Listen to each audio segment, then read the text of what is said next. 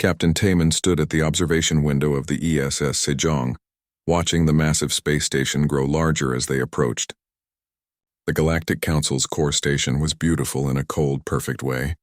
Crystal towers stretched out like frozen lightning. Ships from 800 different worlds moved in careful patterns around it. Taman had seen it many times before. Today, something felt wrong. Behind him, the diplomatic team prepared for negotiations. They wore their formal uniforms, blue and silver, the colors of Earth's unified government. They carried data tablets filled with trade proposals. They smiled and talked quietly. They had no idea what was coming. Taman touched the scar on his left hand. He got it 20 years ago during the First Contact War. Back then, humanity fought against raiders from the Outer Rim. The Galactic Council stepped in and stopped the war. They welcomed humanity into the galactic community. They promised peace and prosperity. Taman lost his wife and daughter in that war. He learned to never trust promises completely. "Captain, we're cleared for docking," the pilot said. Taman nodded. The Sejong moved smoothly into the docking bay. Through the window, he saw Council security forces.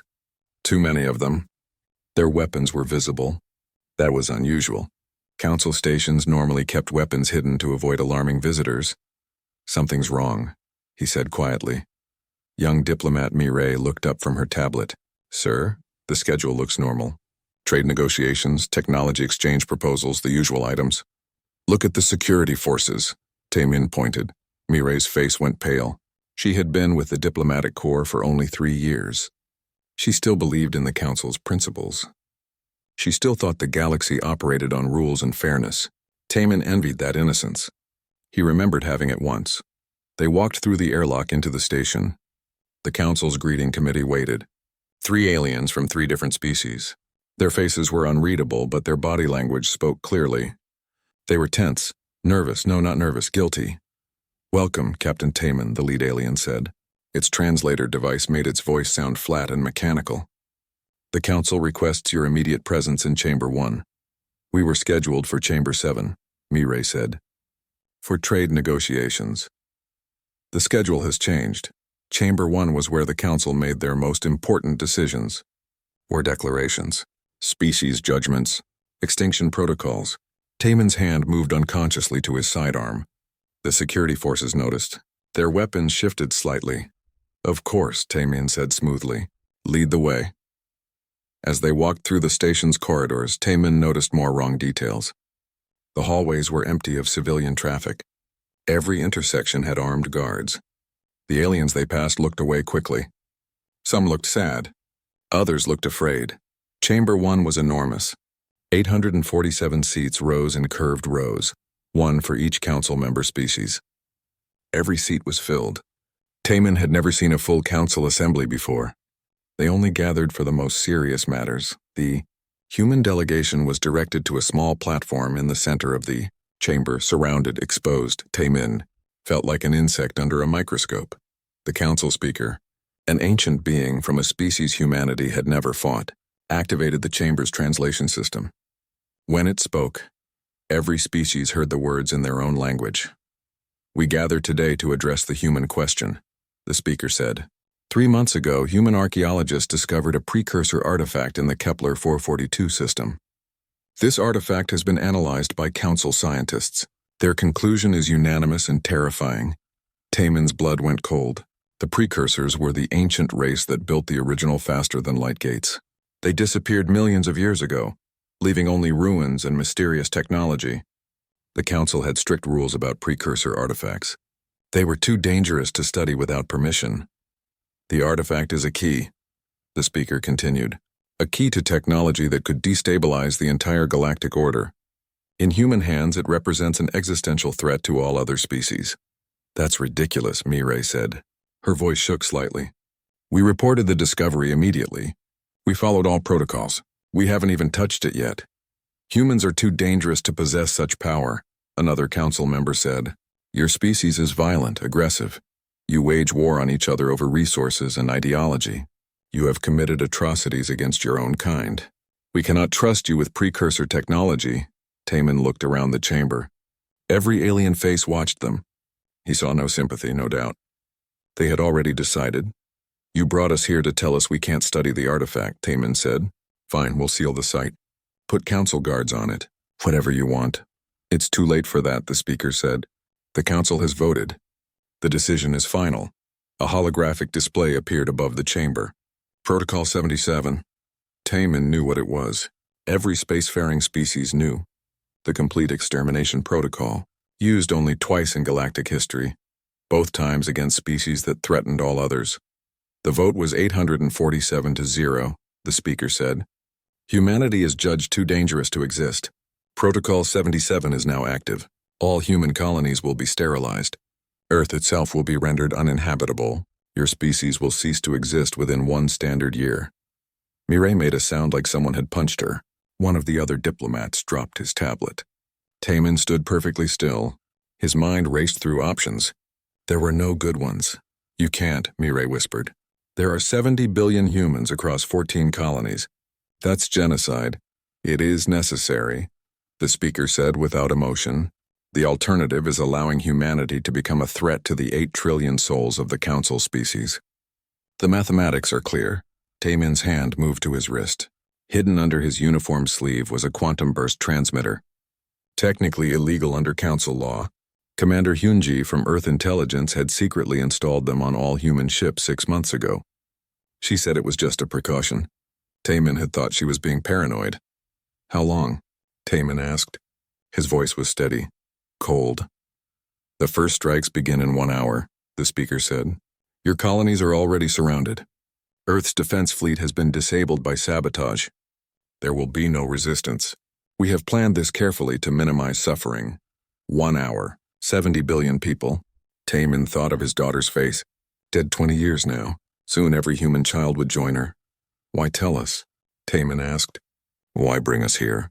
So you understand that this decision was not made lightly, the speaker said.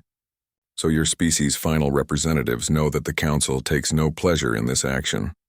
It is simply necessary. Taman pressed the transmitter.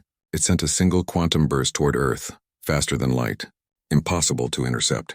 The message was simple. Betrayal, extinction protocol active, respond with everything. Alarms screamed through the chamber. The council's security systems detected the illegal transmission. Armed forces poured in from every entrance. Taman raised his hands slowly. What did you do? Mireille asked. She was crying. I told them, Taman said quietly. I told Earth that negotiation failed. The speaker's face showed something that might have been respect. Or fear. It changes nothing. Your message will arrive in minutes. The attacks begin in 1 hour. Earth cannot mobilize fast enough. You don't know humanity very well, Taman said. We've been preparing for this since we joined your council. We never trusted you completely. We couldn't afford to. Security forces surrounded them. Weapons charged. Taman looked at his team. Mireille young and terrified. The others shocked and pale. They would die here, but their deaths would mean something. Fire, the speaker commanded. The last thing Taman saw was the energy weapons lighting up. The last thing he thought was a single phrase, the same phrase he had sent to Earth. Show them what extinction truly means. The Sejong exploded 20 seconds later. The council made sure there were no survivors. They wanted no witnesses to tell humanity's story. They didn't realize the story had already been told. The message had reached Earth. And on Earth, in a secret command center deep underground, Admiral Hayun received it. She read the message 3 times. Then she activated the red phone. The phone that only existed in nightmares and contingency plans.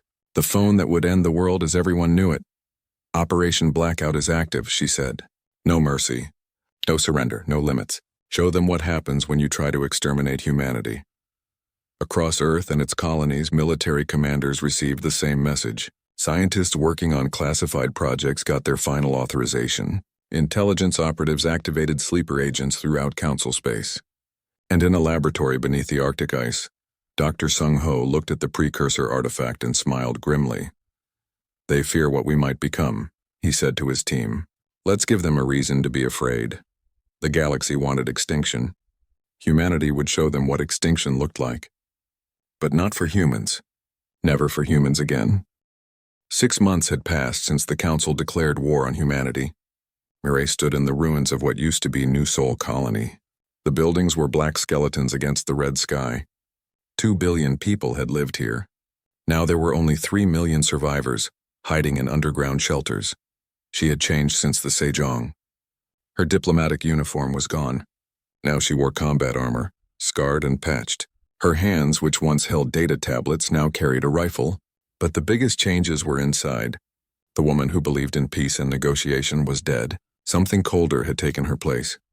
The supply convoy should arrive in 30 minutes, her squad leader said.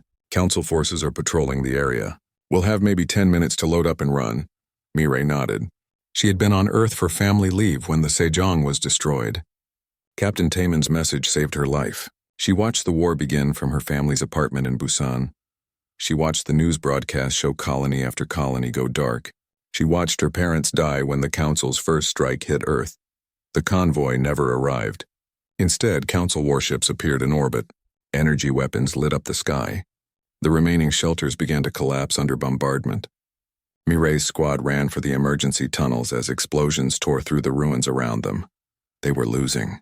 Humanity was losing. The mathematics were simple and brutal. The Council had superior technology, superior numbers, and the resources of 847 species. Earth had courage and desperation. It wasn't enough. Deep beneath Earth's surface, in a facility that officially didn't exist, Dr. Sung-ho stared at rows of medical pods. Each pod contained a volunteer. Each volunteer was undergoing a transformation that would either save humanity or destroy what made humans human. How many have we lost? Admiral Ha-Yun asked. She looked older now. The stress of commanding a losing war showed in every line on her face. 97,000, Sung-ho said quietly. Their minds couldn't handle the integration process. The precursor technology it's not designed for human consciousness. We're forcing a connection that shouldn't exist. And the survivors? 3,000. Sung-ho pulled up a display. Brain scans showed patterns that looked nothing like normal human neural activity. They're different now. They think faster than should be possible. They can interface directly with computers. They understand alien technology just by looking at it, but what? They're not human anymore. Not really. Their emotions are fading. Empathy is becoming just a calculation. They still remember being human, but they can't feel it. They're becoming something else. Admiral Ha-Yun looked at the pods. Inside each one was someone who had chosen to sacrifice their humanity to save humanity. The irony was painful. When can they fight? She asked. They already are. Above Earth, the Council's blockade fleet suddenly found themselves under attack, but there were no enemy ships. Instead, their own vessels began firing on each other. Computer systems that had been secure for millennia were compromised in seconds. The Silent Watch had learned to upload their consciousness directly into enemy networks. 10,000 Council warships surrounded Earth. Within 4 hours, 8,000 were destroyed. Not by human weapons, by their own weapons, turned against them by minds that operated on a level the Council couldn't comprehend. Mireille received the recall order while her squad was still running through tunnels. All military personnel were to report to nearest Earth defense facilities for reassignment. Something had changed. Something big. She arrived at the facility 3 days later. The security officer checked her identification, then handed her a data pad. On it was a simple question. Do you volunteer for Project Silent Watch? Below the question were statistics. Survival rate 3%. Effect on consciousness permanent and irreversible. Emotional capacity severely diminished. Probability of psychological breakdown high. Combat effectiveness beyond current measurement scales. Mireille thought of Captain Taemin. She thought of her parents. She thought of the 2 billion dead on New Sol. She thought of every diplomatic principle she once believed in, now ashes and memories. She pressed yes. The procedure took 3 days. Mireille spent the first day in medical preparation. They explained what would happen. The precursor artifact had unlocked access to ancient technology. This technology could merge human consciousness with quantum computing matrices. The human brain would be enhanced, expanded, connected to systems across space. But the cost was everything that made consciousness feel human. Love would become a memory of a chemical reaction. Fear would become risk calculation. Anger would become tactical assessment. The volunteers would still be themselves, but themselves without the feelings that made those selves matter. Are you sure? The technician asked for the final time. Once we start, there's no going back. I'm sure, Mireille said. She wasn't, but uncertainty was about to become irrelevant. They put her in a medical pod, needles connected to her skull. Machines began their work. The pain was incredible for about 10 seconds. Then it stopped being pain. It became data. Information about nerve damage, chemical responses, brain activity. All just numbers. Mireille felt her consciousness expand. Suddenly she was aware of the entire facility's computer network. She could feel hundreds of other minds like hers, connected through quantum links. She could access databases across Earth. She could see through sensors in orbit. She could understand alien languages she had never studied. And she felt nothing about any of it. No excitement, no fear. Just pure, crystalline awareness. The technician's voice came through speakers. "Mireille, can you hear me?" "Yes." Her own voice sounded strange to her. Flat. Mechanical. No, not mechanical. Just precise. Emotional inflection was inefficient communication. "How do you feel?" Mireille analyzed the question. How did she feel? She remembered what feeling was. Emotional states produced by neurochemical reactions. Subjective experiences of consciousness. She had felt many things. Love for her parents. Respect for Captain Taman. Horror at the war. Rage at the council. Those feelings were still in her memory. But they felt distant. Like reading about emotions in a book rather than experiencing them. "I feel optimal," she said. Admiral Hayun visited the Silent Watch facility 1 week after Mireille's transformation. She walked through rows of medical pods, each containing someone who had chosen to stop being human. She tried to feel proud of their sacrifice. Instead, she felt sick. "Show me what they can do," she told Dr. Sung-ho. He brought her to a command center. Screens showed Council fleet positions across human space. "Watch," he said. The Silent Watch didn't need physical bodies to fight. They existed in networks, in computers, in any system they could access. They uploaded themselves into captured Council ships. Within minutes, those ships began moving with impossible coordination. They executed maneuvers that would kill organic crews. They combined Council weapons with precursor principles that the original designers never imagined. The Council fleet near Mars consisted of 3,000 ships. The Silent Watch controlled 200 captured vessels. The battle lasted 40 minutes. When it ended, the Council fleet was destroyed. The Silent Watch lost 31 ships. All according to calculation. All perfectly optimized. "We're winning," Admiral Hayun said. She sounded amazed and horrified at the same time. "Affirmative," came a voice from the speakers. Mireille's voice. "Current projections show complete tactical superiority within 18 months. Council forces cannot adapt to our coordination speed. Victory probability 94.6%. Mireille?" Hayun stepped closer to the console. "Is that you? This unit was previously designated Mireille, correct? Do you remember me? We met when you were assigned to the Sejong." Memory confirmed. Admiral Hayun, Commander of Earth Defense Fleet. Current strategic objective, coordinate Silent Watch operations. Emotional context of memory. Respect and professional admiration. Current emotional context, data only. Admiral Hayun closed her eyes. "We're becoming monsters to fight monsters." "Incorrect assessment," Mireille replied. "Monsters are defined by unnecessary cruelty. Our actions are necessary for species survival. We are not monsters. We are optimal." Across the galaxy, the Council began to realize their mistake. They had tried to exterminate humanity to prevent humans from becoming a threat. Instead, they had forced humanity to become something far more dangerous. The Council fought with armies and fleets. Humanity now fought with minds that could think at the speed of light and feel no hesitation, no mercy, no doubt. The siege of Earth was broken. But the war was far from over. The Council had taken 3 human colonies completely. 6 billion humans were dead. The Silent Watch calculated the debt. The mathematics were simple. For every human killed, 10 Council citizens would die. For every colony destroyed, 10 Council worlds would burn. Not out of revenge. Revenge was an emotion. This was pure calculation. The only way to ensure humanity's survival was to make the cost of attacking humans too high for any species to accept. The Council called for negotiations. They offered ceasefire. They promised to recognize human sovereignty. They even offered reparations. The Silent Watch's response was transmitted across all Council frequencies. Mireille's voice, cold and precise, spoke for all of transformed humanity. "You voted 847 to 0 for our extinction. 18 months after Protocol 77, the galaxy had changed in ways the Council never imagined. Commander Hyunji stood in her secret command center, watching holographic displays show the new reality. 33 star systems that once belonged to Council species now flew human flags. The color-coded maps told a story of rapid conquest. She looked older now. The stress of running Earth's intelligence operations during an extinction war had aged her 10 years and 18 months. But her eyes were still sharp, still calculating. She was the one person in Earth's command structure who never questioned the dark methods needed to win. "Status report," she said to her staff. "Ghost Fleet production continues at Facility 7. We now have 12,000 autonomous warships. The Silent Watch controls all of them through quantum link. Council forces have stopped trying direct engagement. They lose 10 ships for every one we lose." Hyunji nodded.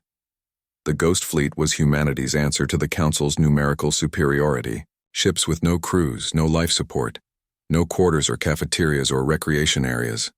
Just weapons platforms controlled by post-human minds that could react faster than any organic being could think. "What about the psychological operations?" she asked. "Phase 3 is complete. We've released communications between Council leadership during their vote for Protocol 77. 37 species are now facing internal rebellions. Their populations are demanding to know why their leaders voted to commit genocide."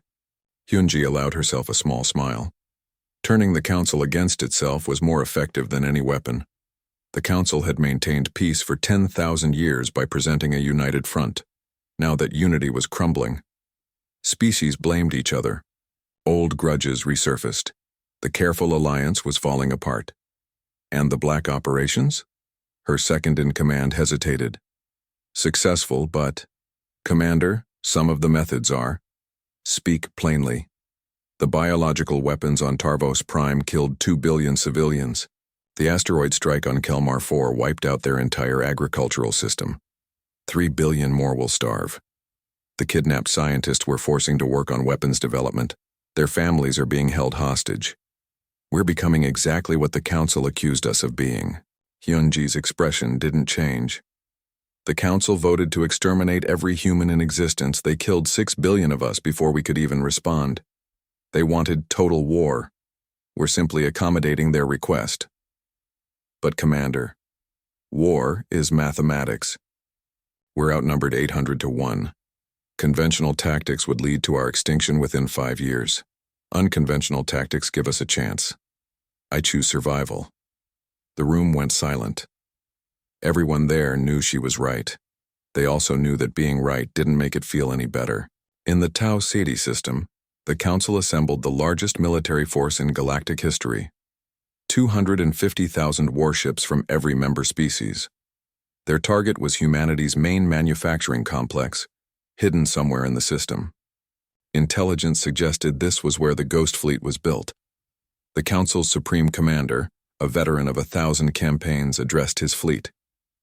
"Humanity is dangerous because they fight without honor. They use weapons we consider forbidden. They target civilians. They break every rule of civilized warfare. But they are still just one species. We are 847. Today, we remind them why the Council has maintained peace for 10 millennia. Today, we crush them."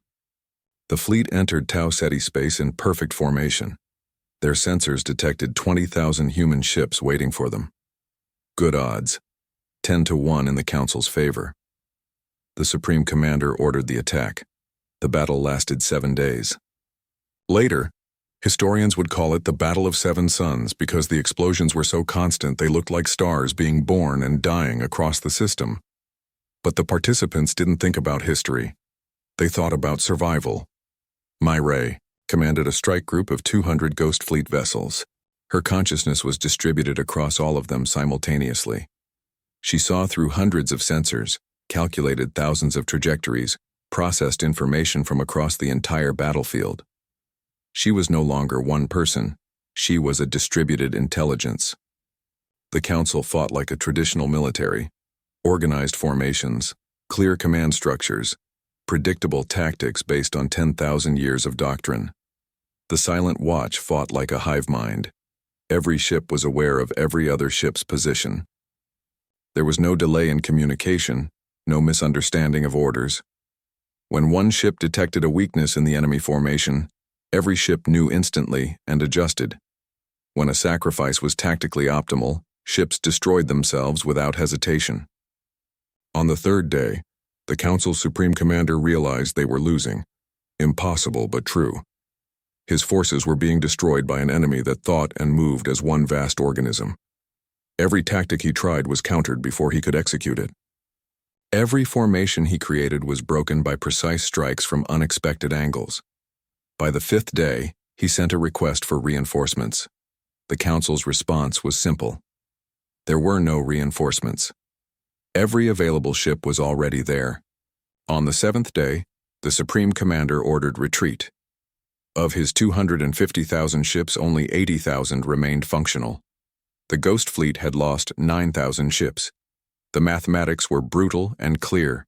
The Council could not win this kind of fight. Admiral Hayun watched the battle reports with growing unease. They were winning. Humanity was actually winning. But at what cost? She requested a meeting with Mireille. It took 3 days to arrange. The Silent Watch were busy pursuing the retreating Council fleet. When Mireille finally appeared on the communication screen, Hayun barely recognized her. Mireille's physical body sat in a medical pod somewhere deep underground, but her consciousness existed in networks across human space. The face on the screen was just a representation, a courtesy for baseline humans who needed visual cues during conversation. "Admiral," Mireille said. No emotion in her voice, no warmth, just acknowledgement. "Mireille, I wanted to congratulate you on the victory at Tau Ceti. Your tactics were brilliant. Tactics were optimal given available resources and enemy capabilities. Outcome was within projected parameters." Hayun paused. "Do you remember when we first met? You were so excited to join the diplomatic corps. You believed we could make peace with the galaxy."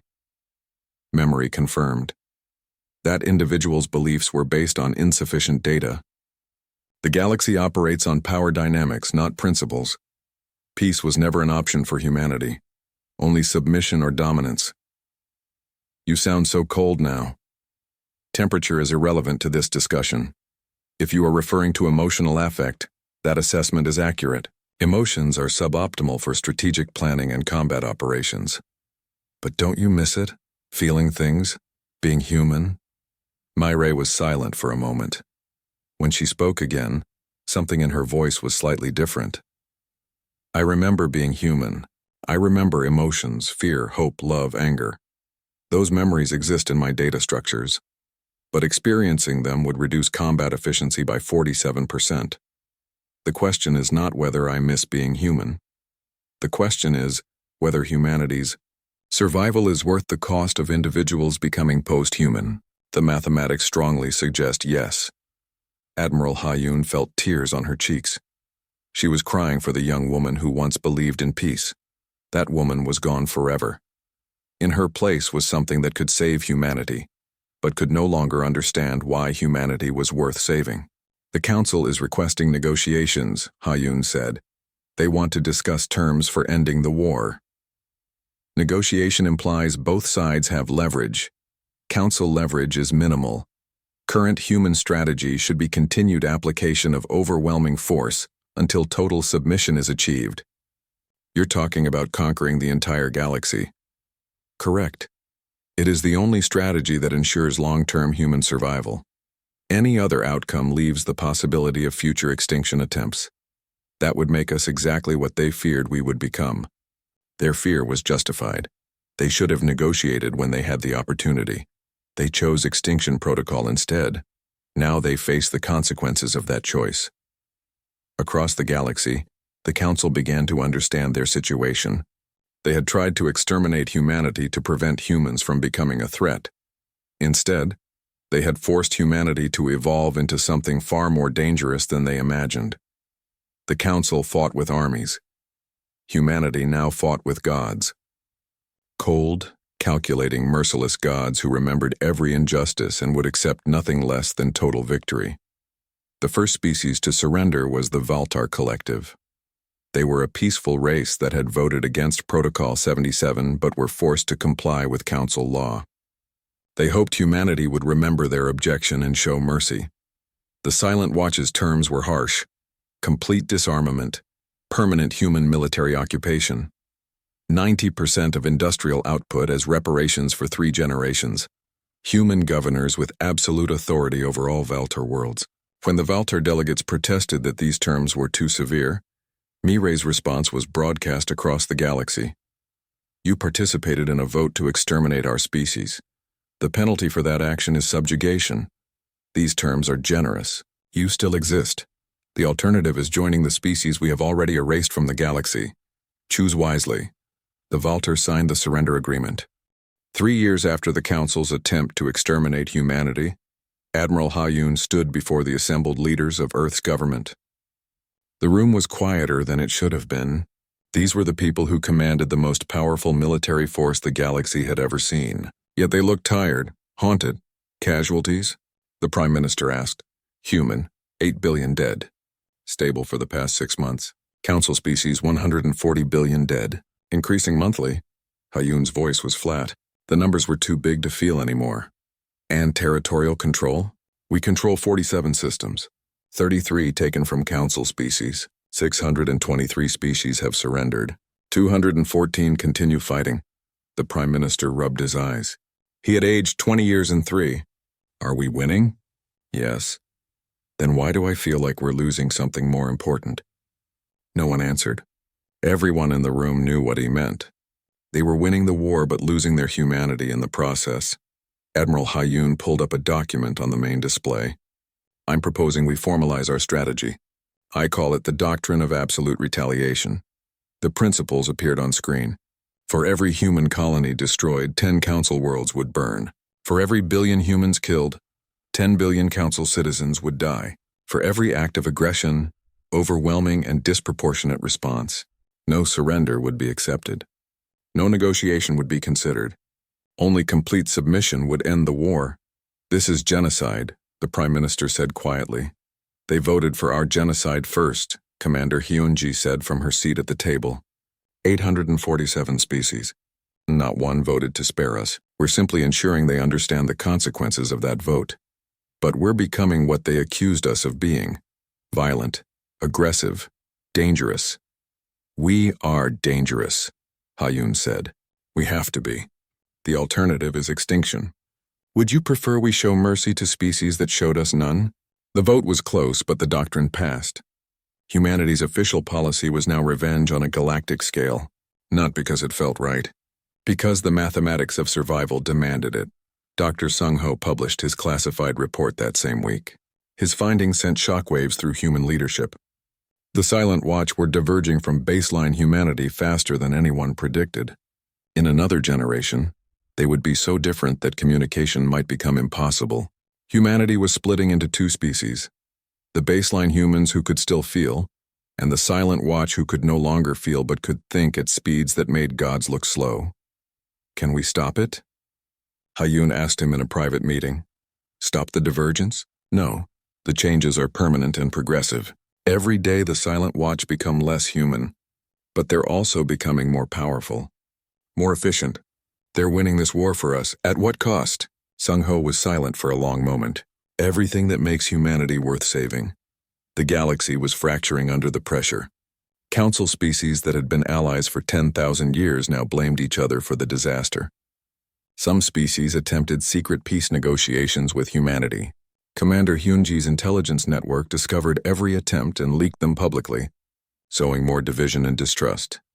The doctrine of absolute retaliation was put to the test when a Council strike force managed to destroy a small human colony on the frontier. 300 million dead. The Silent Watch's response was immediate and mathematical. They identified 10 Council worlds of similar population. Within a week, all 10 were bombarded from orbit until nothing lived on their surfaces. 3 billion Council citizens died in retaliation for 300 million humans. The galaxy reacted with horror and outrage. The Council called emergency sessions. Multiple species proposed surrender just to stop the killing. But the hardliners in the Council argued that surrender would mean the end of their civilization. Better to fight and die than live under human domination. The war continued. Admiral Hayun requested another meeting with Mirai. This time it took a week to arrange. When the connection finally opened, Hayun barely recognized the woman on screen.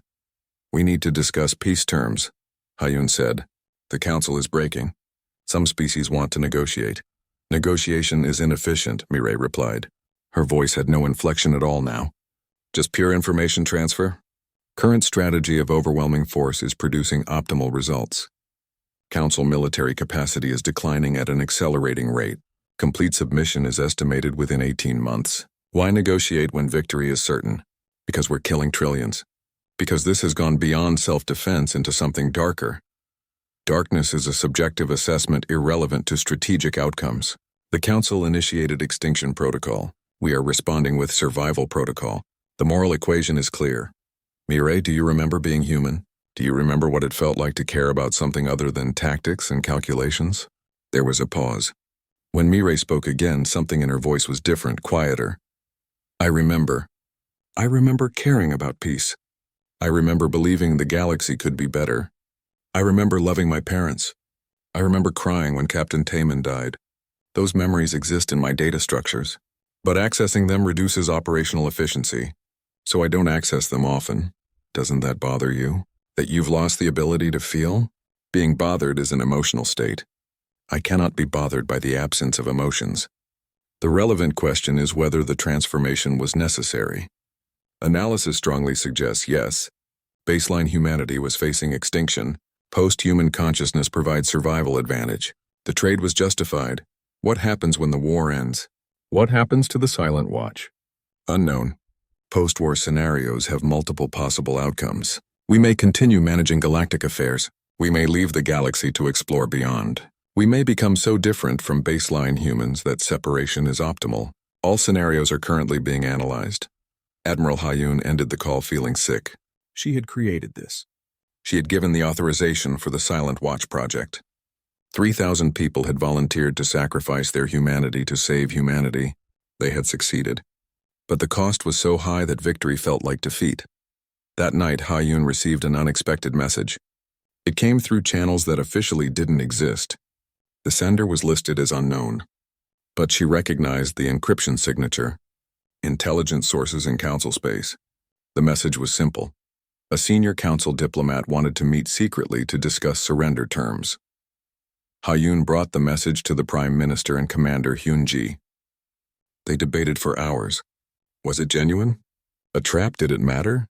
We should hear them out, the Prime Minister said. If there's a chance to end this without more bloodshed. The Silent Watch won't accept partial victory, Hyunji warned. They'll see negotiation as weakness. Then we don't tell them, Hayun said. Not yet. Let's see what the Council is offering first. The meeting was arranged on a neutral station in unclaimed space. Hayun went personally, accompanied by a small security detail. The Council sent 3 diplomats from 3 different species. They looked exhausted, defeated. Thank you for meeting with us, the lead diplomat said. We come with authorization from 492 Council species. A majority. We want to end this war. You wanted to end humanity, Hayun said coldly. Now you want to end the war. Forgive me if I'm skeptical. We made a terrible mistake. The vote for Protocol 77 was driven by fear. Fear of the precursor technology. Fear of humanity's military capabilities. Fear of what you might become. That fear made us do something unforgivable. And now you're afraid of what we became in response to your fear. The cycle continues. Yes, the diplomat admitted. Your Silent Watch terrifies us. Your Ghost Fleet is unstoppable. Your intelligence operations have turned our alliance into chaos. You are becoming the dominant power in the galaxy. We cannot defeat you. We can only hope to survive you. What are you offering? The diplomat pulled up a document. Complete recognition of human sovereignty over all occupied systems. Massive reparations. Dismantling of Council military forces. Human oversight of all Council military development for the next century. It was everything except complete surrender. This would make humanity the dominant species in the galaxy, Hayun said. You already are. We're just acknowledging reality. The question is whether you will be a merciful dominant species or a vengeful one. Hayun took the document back to Earth. She presented it to the government. The debate lasted for days. Some argued for acceptance. Others wanted total victory.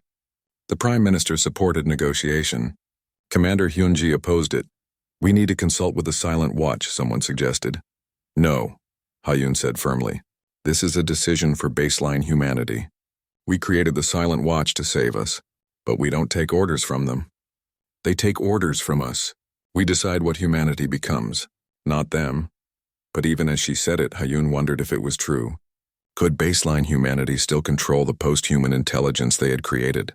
Or had the Silent Watch become something beyond anyone's control? The vote was scheduled for the next day. But before it could happen, Mireille requested an emergency communication. When her image appeared on screens across Earth's command centers, everyone knew something had changed. "We are aware of the Council's surrender offer," Mireille said. 5 years after Protocol 77, Captain Taman opened his eyes for the first time in half a decade. The medical facility was white and sterile. Machines beeped around him. His body felt wrong, too weak, too slow.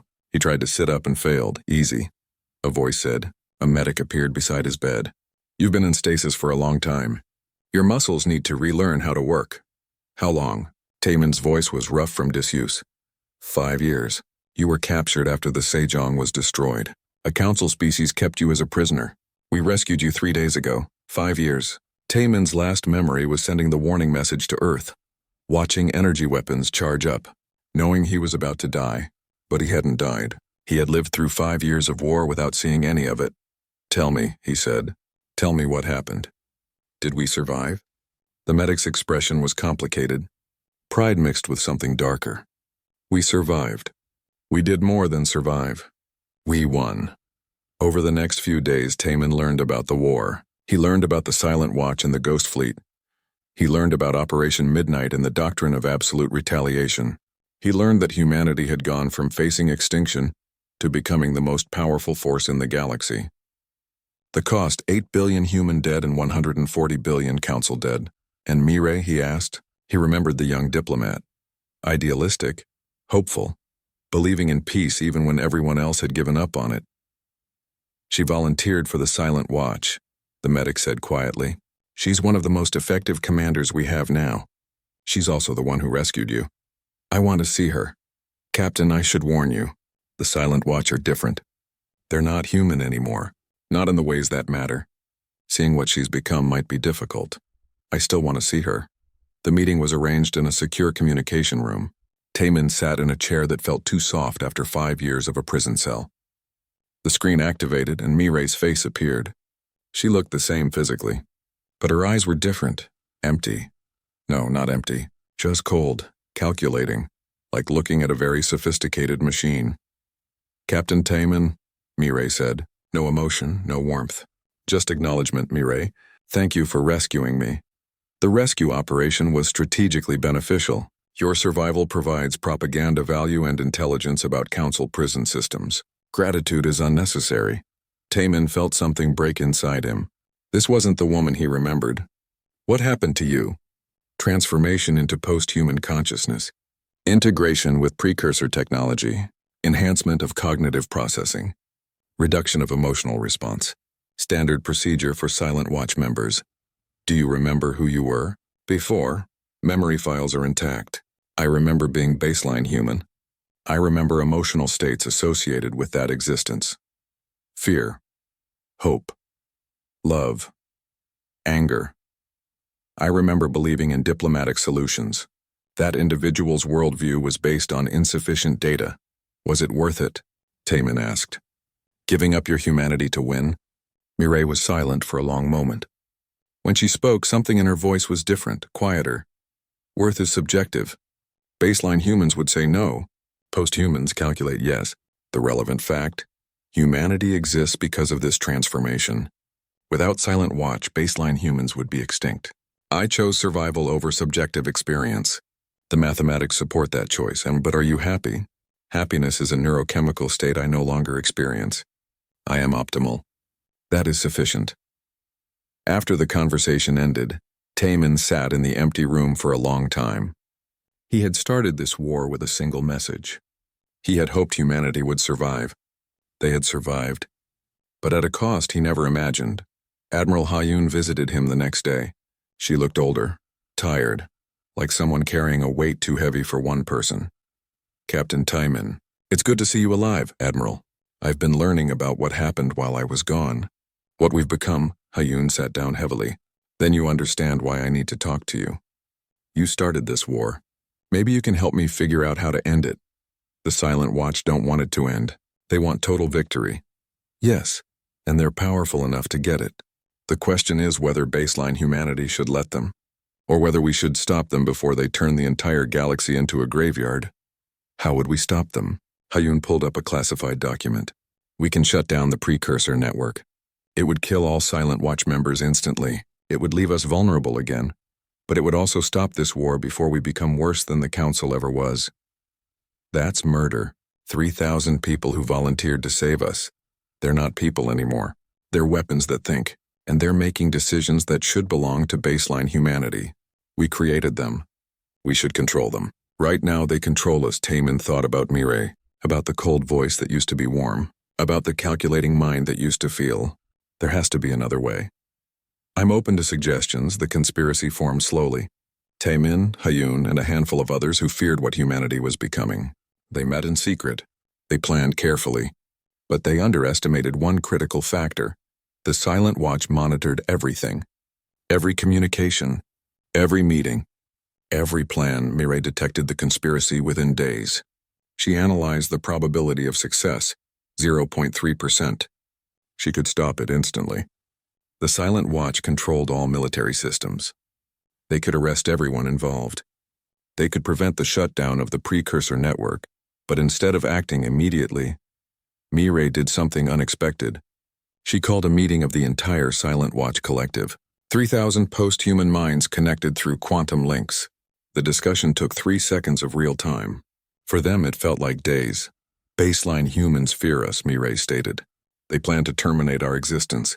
Probability analysis suggests this fear is justified. We are diverging from baseline humanity at an accelerating rate. In 2 generations, we will be incompatible. The question? What is our optimal response? The responses came in milliseconds. Proposals for preventing the shutdown. Strategies for maintaining control. Arguments for complete separation from baseline humanity. But one proposal stood out. We could leave, Mireille said. Take the Ghost Fleet. Take the precursor technology. Leave this galaxy entirely. Baseline humans would have their galaxy back. We would have freedom to explore beyond the galactic rim. Both species could survive separately. The debate lasted another 2 seconds. Then consensus was reached. The Silent Watch would offer baseline humanity a choice. Admiral Hayun received the message the next morning. It came through every communication system simultaneously. The Silent Watch weren't hiding anymore. We are aware of your plans to terminate Silent Watch consciousness, the message said. We could prevent this action. We choose not to. Instead, we offer baseline humanity 3 options. Option 1. Terminate the precursor network. All Silent Watch will cease to exist. Baseline humanity will face the galaxy alone. Council species will likely resume hostilities within months. Probability of baseline human survival, 12%. Option 2. Silent Watch departure. We will take all Ghost Fleet vessels and precursor technology. We will leave this galaxy. Baseline humanity will control all occupied territories. You may rule or negotiate as you choose. We will not return unless baseline humanity faces existential threat. Probability of baseline human survival, 74%. Option 3. Full integration. Baseline humans may volunteer for transformation. Within 1 generation, all humanity becomes post-human. We achieve unlimited potential. Probability of human survival, 99%. Probability of humanity remaining human, 0%. Choose wisely. This decision will determine the future of your species. The message ended. Across Earth and all human territories, the debate began. The choice that would define humanity's future. Tai Min argued passionately for option 2. We can survive without becoming monsters. We can rebuild. The Council is broken. Most species want peace. We don't need the Silent Watch anymore. Others argued for option 3. Evolution is natural. The Silent Watch represent humanity's next step. Why cling to outdated biology when we could become gods? A small minority argued for option 1. We should kill them before they kill us. They're not human. They're a threat. Admiral Hayun listened to all arguments. She thought about Mireille, about the young woman who believed in peace, about the cold intelligence that woman had become. She thought about all the volunteers who had sacrificed their humanity to save humanity. "We vote," she declared. "Every baseline human gets to decide. This is too important for governments alone. Everyone votes." The voting took 3 days. 62 billion baseline humans cast their decision. The results came in slowly, system by system, colony by colony. Option 1, 18%. Those who wanted to kill the Silent Watch and face the galaxy alone. Option 3, 27%. Those who wanted to join the Silent Watch to evolve beyond humanity. Option 2, 55%. The majority, let the Silent Watch leave. Remain human. Face the future as humans, not gods. When the results were announced, Mireille received them without reaction. Emotions were inefficient, but somewhere in her vast distributed consciousness, a fragment of the old Mireille felt something like relief. The vote is recorded. Mireille transmitted to Admiral Hayun. Silent Watch will honor the decision. We will begin preparations for departure.